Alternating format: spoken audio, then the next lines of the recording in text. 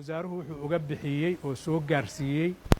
howlihii ka dhacay galmudug muddadii bisha ahayd oo uu joogay iyo dadaaladii uu galay wuxuu uga warramay sida ay u rajo fiican tahay maanta galmudug meesha ay joogto in laga ambaqaado iyaguna ay gacan ka geystaan safiiraduna mid mid bay u hadleen waana ka mahad celiyeen soo dhoweynta iyo invitationka waxayna ballan qaadeen inay dadaal walba oo suuragala dhankooda ku biirin doonaan dadaalka xukuumadda iyo dowladda galmudug ay ka wadaan in la soo celiyo maamul hufan oo u shaqeeya galmudug horumarkeeda iyo adeeg bixinteeda oo mahadsan